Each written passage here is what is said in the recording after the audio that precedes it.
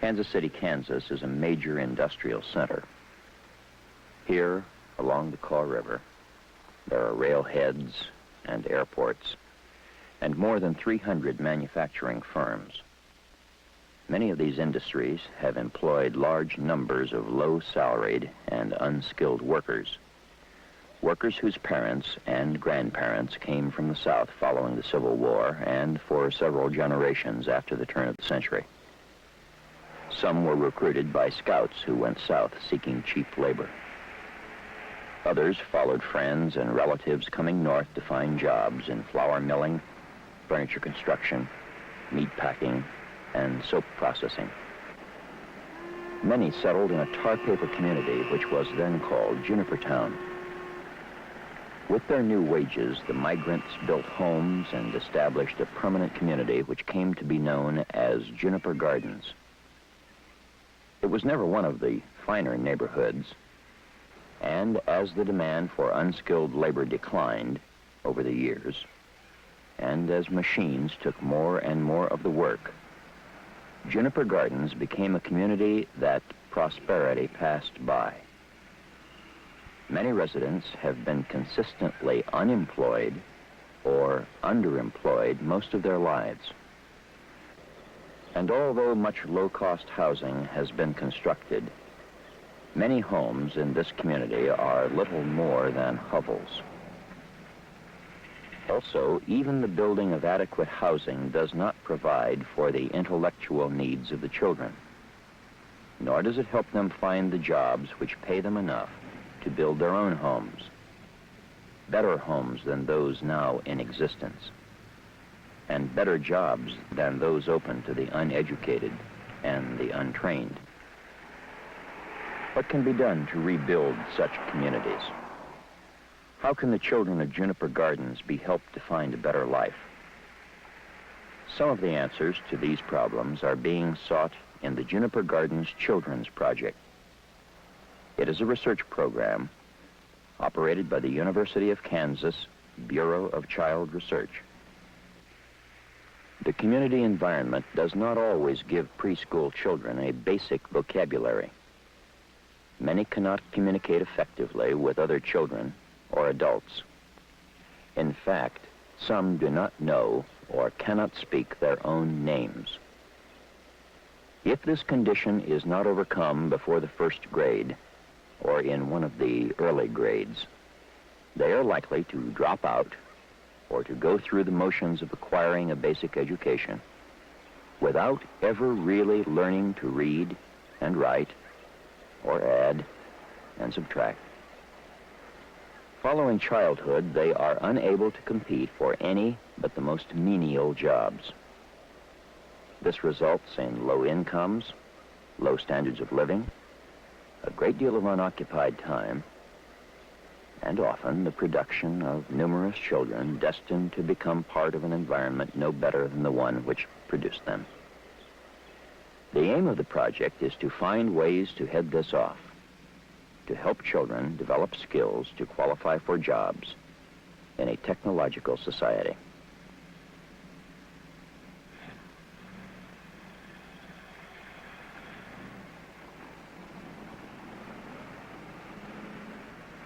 The Juniper Gardens Parent Cooperative is held in the Community Center building of the Urban Renewal Project.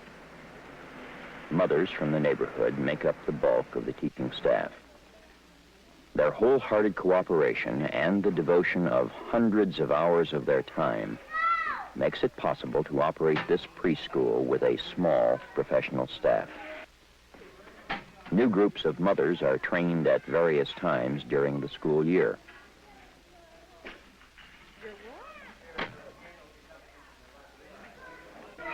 Now, you remember Dr. Todd R. Risley, the preschool director, briefs the mothers on how the school operates and the part they will play in the instruction. Each mother is supervising an area for a period of time. Now, at that same time, you're also on a rotation basis taking children out and teaching them an individual lesson. Each of you teach 3 children. You teach your own child and 2 others. This gives you experience. Reinforcement in the form of praise is the tool the mothers use in instructing the children. It's For many mothers, this is a it's very new important and that different we, approach we to avoid, working with children, uh, one which they readily children grasp running back and forth and soon learn to use in the we home have this environment. system with the little tickets.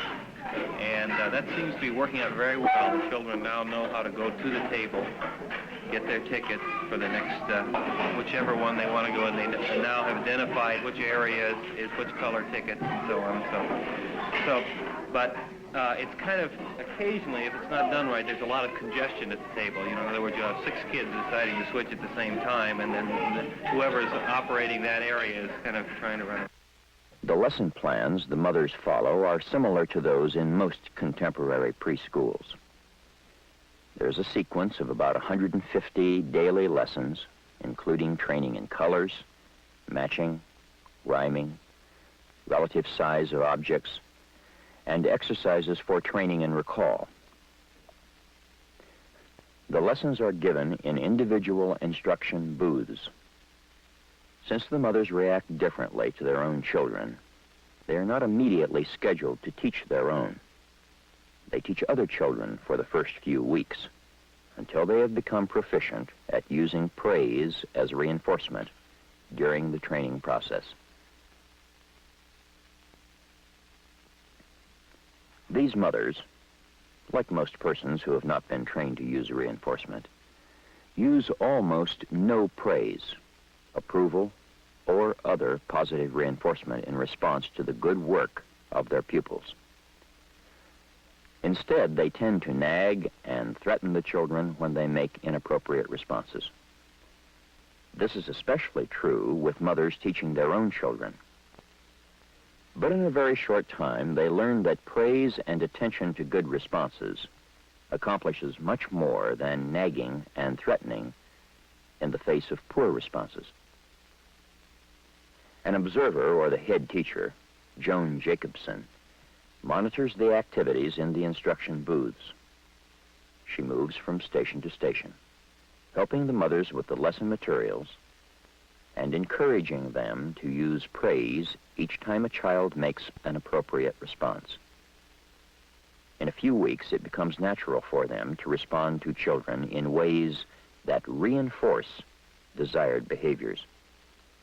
Event recorders, operated by an observer or by the mothers themselves, record the rate of praise by each mother. A red signal light on the booth flashes when the observer presses a button to indicate that the mother has properly used praise. The event recorder output is used to compile research data on the rate of praise and the corresponding progress of the children.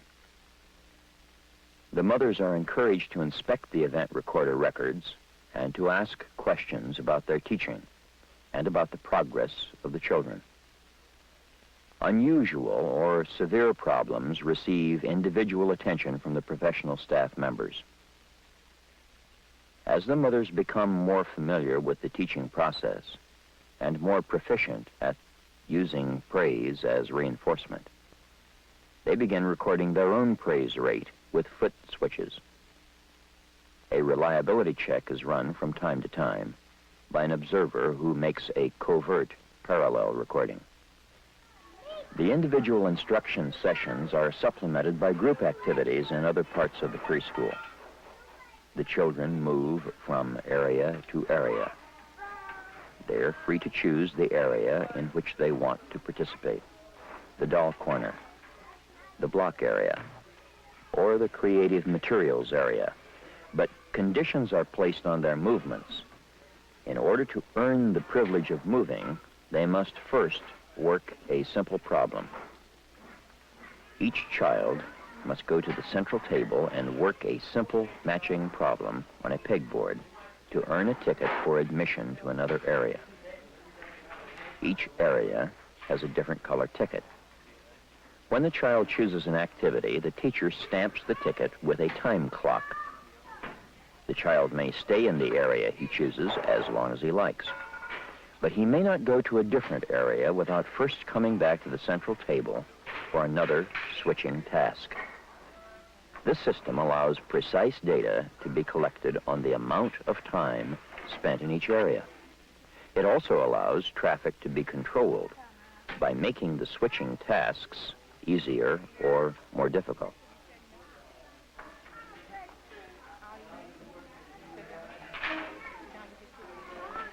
Okay, well, let's take a look at it then. All right. And I'll see you this afternoon. We'll go over it. Okay. In addition to the parent cooperative preschool, Dr. Risley is also the director of a preschool at Turner House Youth Center. The building was constructed by the Episcopal Diocese of Kansas. The preschool section of Turner House was designed by the Bureau of Child Research Project staff specifically for a demonstration preschool program. At the Turner House Preschool, the teaching is done by trained nursery school teachers, some of whom have been trained at the project. Volunteers and paid observers, most of whom live in the community, constantly monitor the activity of the children and record data for studies of their playground and classroom behaviors. Even the playtimes are put to constructive use in teaching. For example, here the children are reinforced by the teachers for proper behavior and imitation in housekeeping.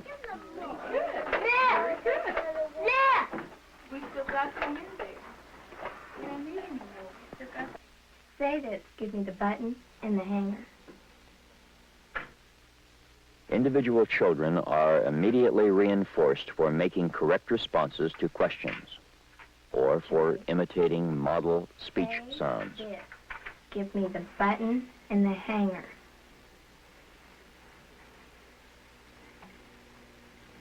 Can you say that? Good. Close cooperation with the university and the University Medical Center provides additional part-time staff for the project and on-site training for students in speech and behavioral science. An undergraduate student, Carolyn Reichard, works with a single child in a soundproof booth. She is teaching him to follow directions. Good. When he makes a correct response, she rewards him with marbles, which he will exchange for candy at the end of the session. This child, and most of those in the following scenes, are in the baseline phase. At the beginning of the experiment, they begin from these crude articulations to build a vocabulary of basic words.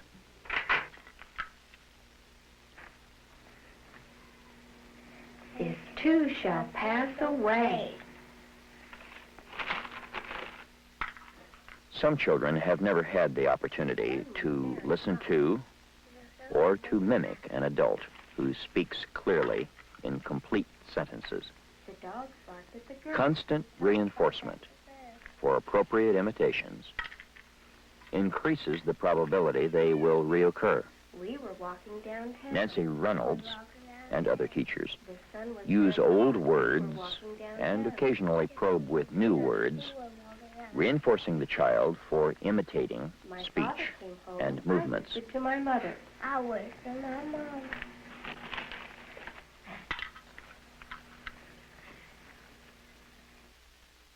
Edibles, including candy, are used here as they are in other projects based on reinforcement principles.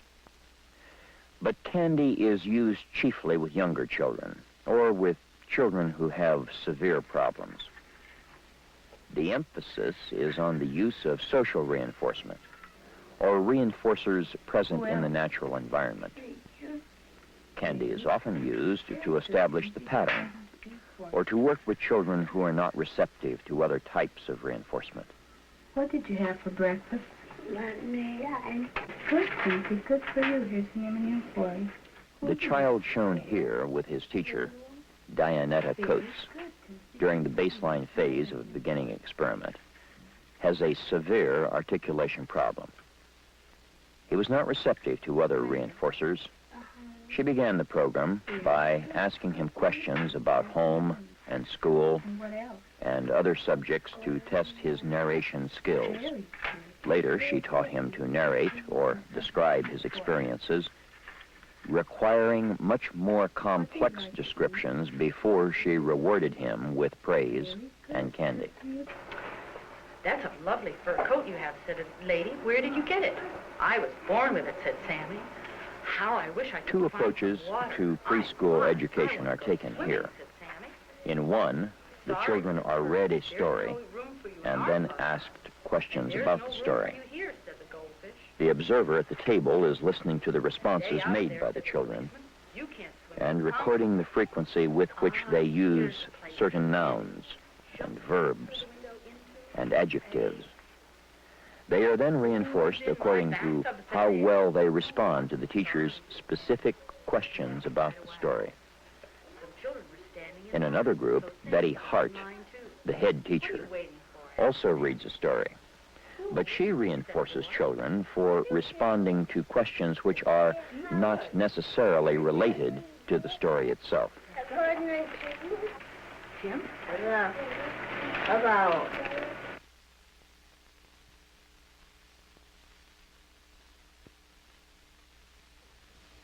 During free play periods, observers record how frequently certain words are used by the children.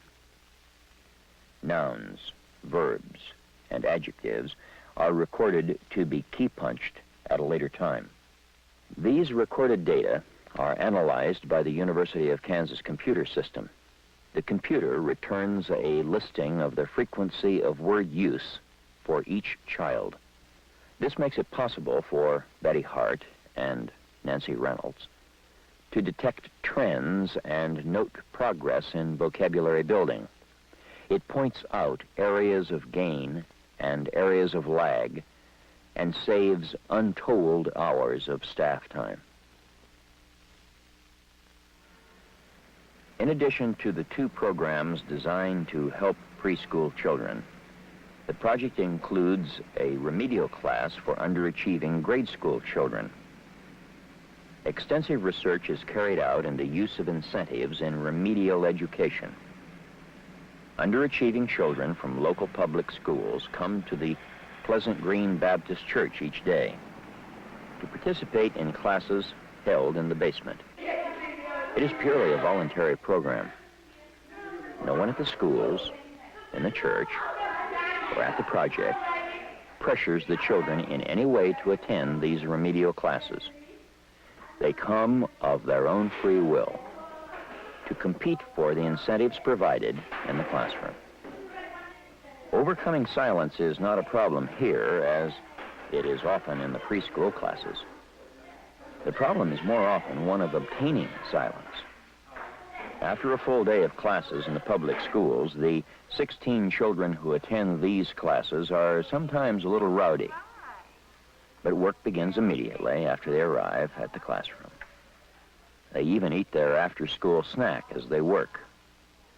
They have much catching up to do. All of them are at least a year behind their classmates in the public schools. This program is designed to help them catch up before they drop out.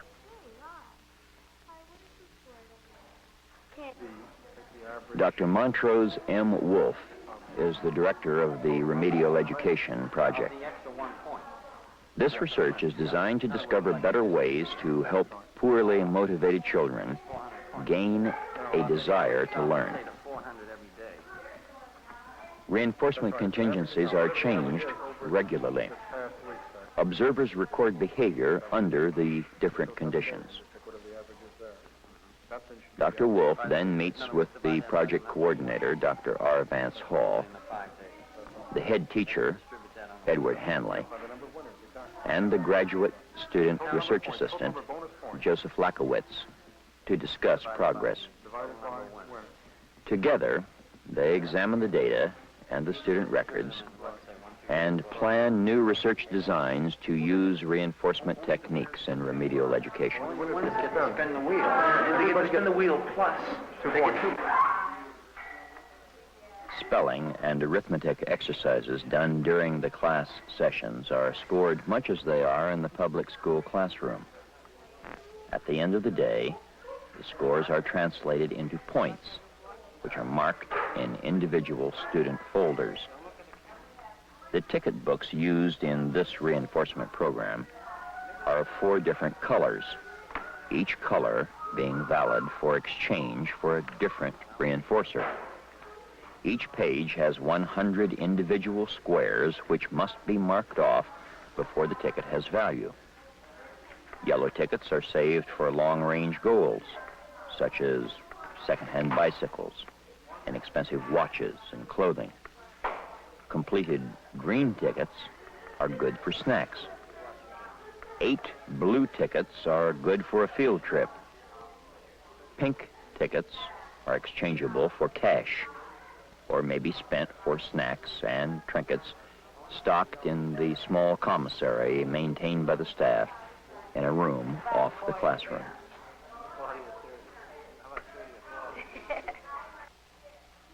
Individual and team incentives bring a sense of competition into the classroom. Manipulating the contingencies for receiving points is done at various phases in the remedial instruction. Data collected in the past have shown that when the requirement to compete or to produce has been removed in order to receive rewards, the accuracy of the classroom work has fallen off sharply, although the volume of completed work increased significantly. In other words, when incentives are given merely to enrich the environment, the quality of the work deteriorates. Once the contingencies are again required, the quality of the work is reinstated and the volume decreases to the previous level.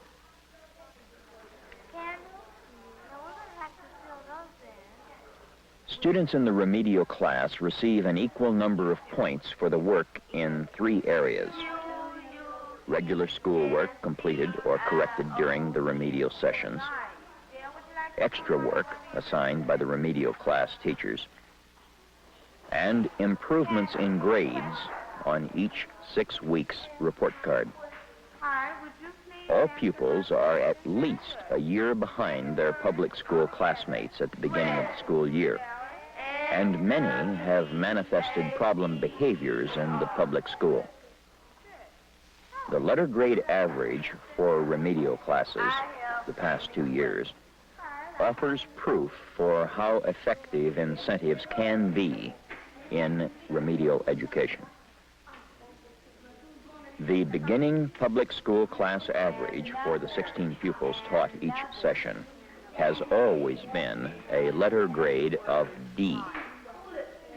By the end of the public school year, the pupils in all the remedial classes have raised their class average to C.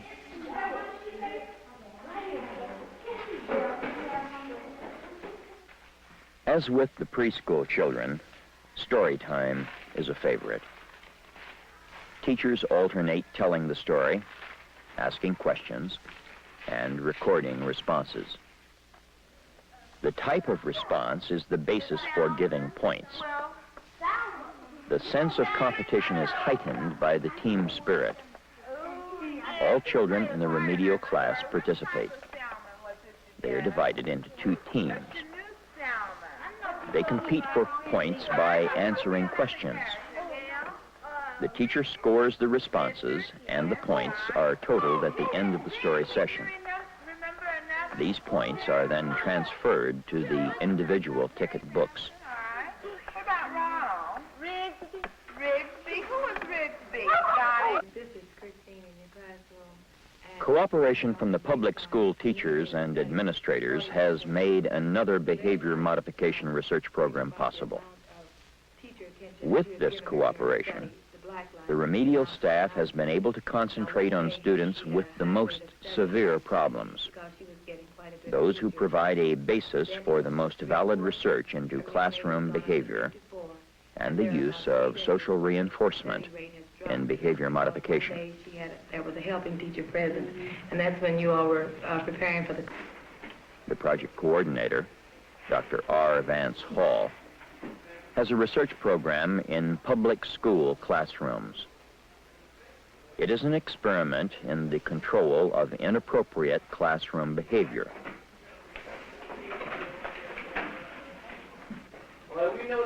Many public school teachers in the community are faced with large classes containing several problem students who dawdle over their own work and who interfere with students who are working.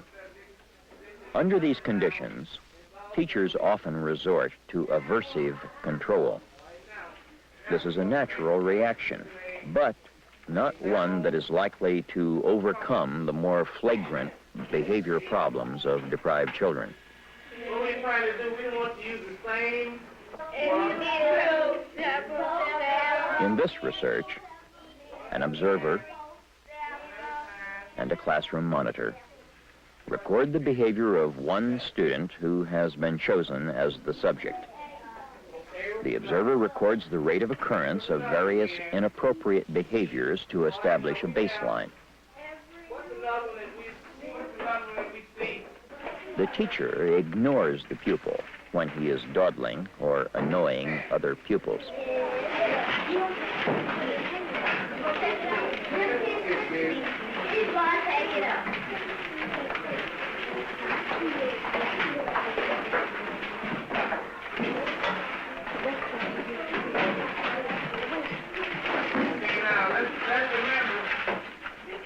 Then the observer begins signaling the classroom teacher at times when the student is studying. The teacher immediately moves near the pupil and reinforces his study behavior with praise and attention. The observer's signal soon becomes unnecessary. Teachers quickly learn to use reinforcement without cues. This program has proved very successful in controlling disruptive actions and in improving study habits in children whose behavior has presented serious problems in classroom discipline. In addition to the health services provided by the Neighborhood Children's Clinic, operated by the University of Kansas Medical Center, the project itself provides some health services to the children of Juniper Gardens. In cooperation with the county and city health departments, a well child clinic is held 3 times a month in the Juniper Gardens Community Center. The project social work staff acts as a liaison between the citizens in the community and the clinic, encouraging persons with health problems, especially those with infant health problems, to come to the Well Child conferences held by Dr. Alice Marsh. Dr. Marsh meets with about 75 children and their parents each month to give medical advice and to provide immunizations.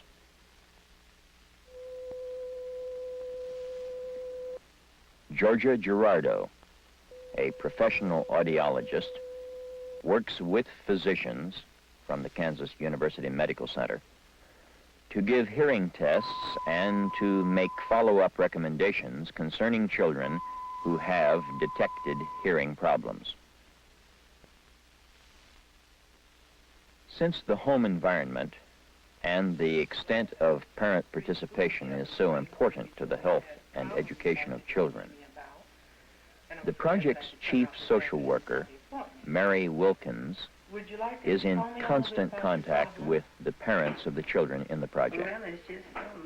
She holds counseling sessions at the project and often makes home visits to give assistance in overcoming family problems.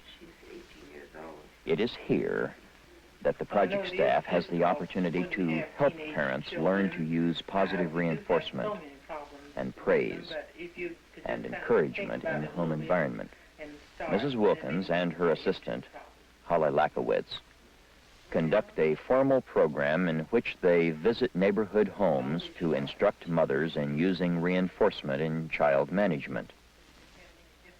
Parents of deprived children are usually aware of the need for their children to do well in school, but they are often unaware of the necessity for them to assist and encourage their children in home study tasks. Even when parents do attempt to help, they do not know how. Thus, they often use techniques which actually interfere with learning.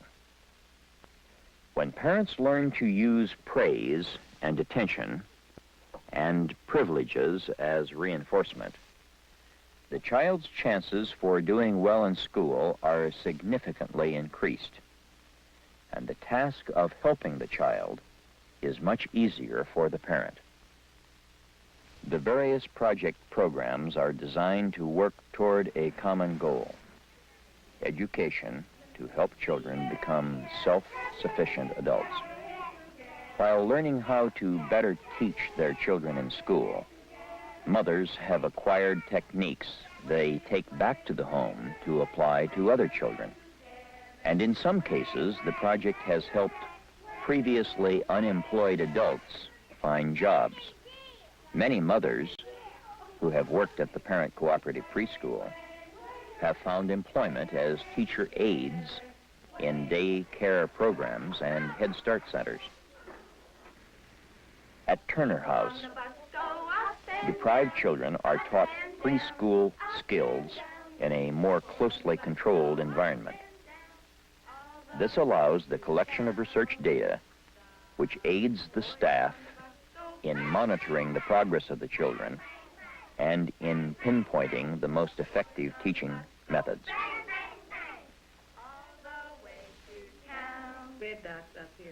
In neighborhood public school classrooms, public school teachers and public school administrators are given assistance in developing and applying new methods of overcoming disruptive and dawdling behavior.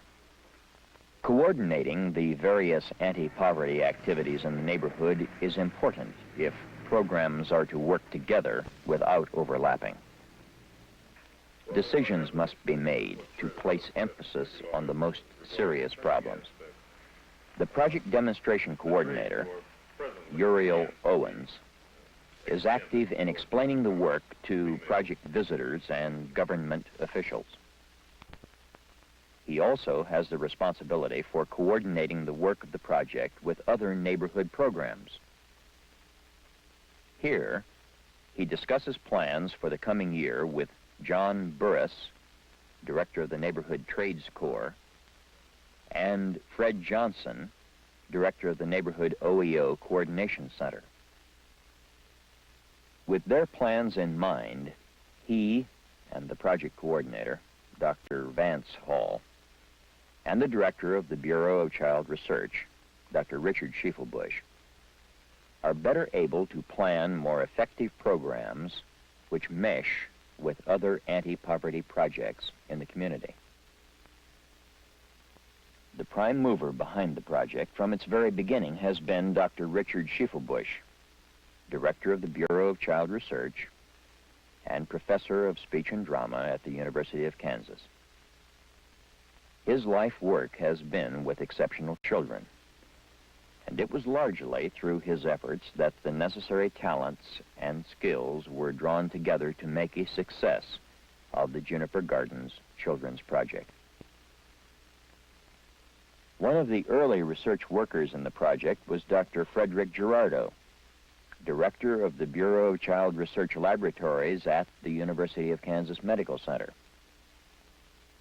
Working with volunteers from the Neighborhood Action Group, the Kansas City Seroptimus Club, and the Junior League, he helped find space for the first classrooms and the first laboratories. The accomplishments at Juniper Gardens are a beginning in the task of remediating the poverty conditions. The project is a research effort, not a massive social improvement program which is capable of making overnight changes. It is an experiment in combining community action with scientific knowledge, a plan designed to probe ways to help children grow up prepared to be contributing members of our society. The program undergoes constant change. New techniques are implemented regularly. The results of old experiments are being finalized while new experiments are being initiated. Through them all, the people of the community have proved and are continuing to prove that with the proper help, they can show their children the way to a better life through education. In the first 2 years of the program, some 400 children had their lives directly affected in a positive way. They have become healthier. They speak and hear better. And they have acquired skills necessary for success in the public schools. This is one small inroad, a spearhead at Juniper Gardens, where community research seeks to overcome the obstacles which separate the children of our deprived communities from the abundance of the rest of the nation.